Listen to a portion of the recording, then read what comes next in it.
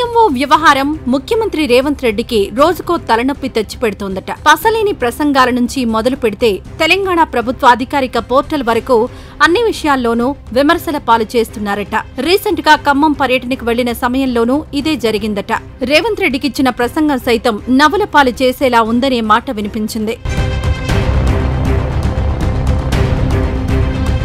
ఖమ్మం వరద బాధితులను పరామర్శించడానికి వెళ్లిన సమయంలో తాము చేసేది చెప్పుకోవాల్సింది పోయి మొత్తం బీఆర్ఎస్ టార్గెట్ గానే మాట్లాడారు రేవంత్ రెడ్డి. ఓవైపు ఖమ్మం, సూర్యాపేట జిల్లాల్లో భారీ వర్షాలు, వరదలతో జనం ఇబ్బందులు పడుతున్నారు. వాళ్లను ఏ రకంగా ఆదుకుంటాం, ప్రజల బాధలేంటి, ప్రభుత్వ ప్లాన్ ఏంటి అనేది చెప్పాలి. కానీ వాటికంటే ఎక్కువ ప్రాధాన్యత బీఆర్ఎస్ ను తిట్టడానికే ఇవ్వడంపై విమర్శలొస్తున్నాయి. మా బాధల గురించి పట్టించుకోకుండా రాజకీయాలు చేస్తున్నారా అని వరద బాధిత ప్రజలు అసహించుకునే పరిస్థితి వచ్చిందని ఖమ్మంలో మాట్లాడుకుంటున్నారు. కష్టాల్లో ఉన్న ప్రజలను ఆదుకోవాల్సింది పోయి రాజకీయాలేంటని రాజకీయ విశ్లేషకులు సైతం విమర్శిస్తున్నారు.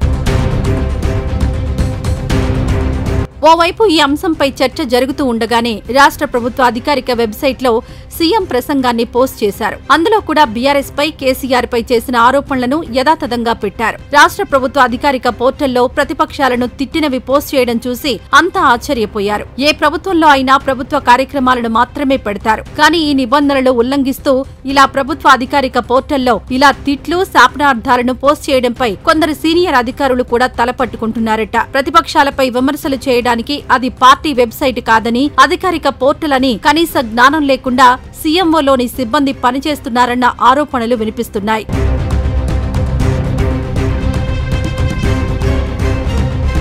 ఈ వివాదం నడుస్తుండగానే మరో ఘటన చోటు చేసుకుంది. రాష్ట్రంలోని వరద బాధితులను ఆదుకునేందుకు చాలా మంది ముందుకొస్తున్నారు. సీఎం రిలీఫ్ ఫండ్ కు తమ వంతు ఆర్థిక సాయం అందజేస్తున్నారు. అయితే వాళ్లు సహాయం చేసినందుకు ప్రభుత్వం నుంచి కృతజ్ఞతలు తెలుపుతూ ఓ లేఖ ఇస్తుంది. అయితే వరద బాధితుల కోసం సాయం చేస్తే కోవిడ్-19 కోసం సాయం చేసినందుకు అభినందిస్తున్నట్లు లేఖ పంపించారట. దీనికి సంబంధించి ఓ ఫోటో కూడా సోషల్ మీడియాలో వైరల్ అయింది.